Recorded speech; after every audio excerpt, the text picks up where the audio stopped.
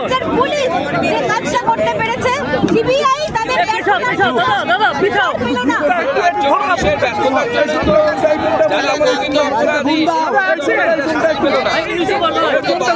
লোপাট করেছে।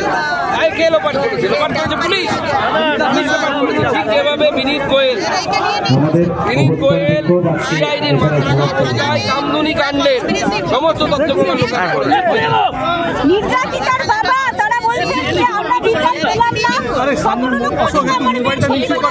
অপমান করা হলো। কেন কোর্ট রায় দিল আমি বুঝতে পারছি না, কারণ এর আগে মুখ্যমন্ত্রী টাকা অভাব করেছিলেন, কিন্তু সেই টাকার অভাব পরিবার ফিরিয়ে দিয়েছিল। আমরা চাইব সিবিআই আদালতে যান এবং ক্যাপিটাল পানিশমেন্টের শাস্তি দাবি করব।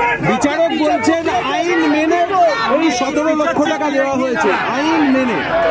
পশ্চিমবঙ্গ সরকারের আইন থাকতে পারে হয়তো, সেই জন্য এটা করা হয়েছে। মমতা বন্দ্যোপাধ্যায় বলছেন যে আমি স্যাটিসফাইড নই, আর যদি এটা আমাদের রাজ্য পুলিশের হাতে থাকতো তাহলে আজকে ক্যাপিটাল পানিশমেন্ট হতো। তাহলে ওনাকে প্রশ্ন করুন, কামদুনি কাণ্ডে কেন ছাড়া পেয়ে গেছিল?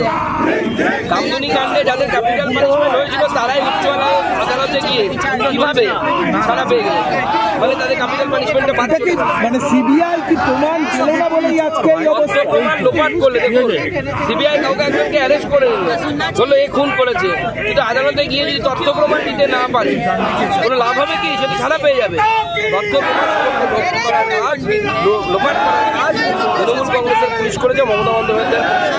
কোর্ট বলছে এটা রেয়ারেস্ট থেকে রেয়ারেস্টতম ঘটনা নয়, এত মানে এই বিরলতম ঘটনা নয়, এত ঘটনা ঘটলো, এত কিছু ঘটলো, তাও বিরলতম নয়। দেখুন, আমি আগেই বলেছি কোর্টের রায়ের বিরুদ্ধে কিছু বলার অধিকার আমার নেই ভারত সরকারের মন্ত্রী হিসেবে। আমরা এই রায়ে খুশি নই, আমরা মনে করি এটা বিরল থেকে বিরলতম ঘটনা। সিবিআই আইনজীবীও তাই বলেছিল গতকাল, সিবিআই আইনজীবী বলেছিলেন বিরল থেকে বিরলতম ঘটনা এবং সর্বোচ্চ শাস্তি হওয়া প্রয়োজন। তারপরেও যেভাবে বিজেপি এবং সিবিআই এর সমালোচনা করা হচ্ছে তৃণমূলের পক্ষ থেকে, সেটাকে নিয়ে কি বলবেন? এই তৃণমূল এটাকে পলিটিক্যালি ব্যবহার করছে, আর কিছু না। তৃণমূল পলিটিক্যালি ব্যবহার করছে এবং পলিটিক্যালি ব্যবহার করে এখান থেকে বাঁচার চেষ্টা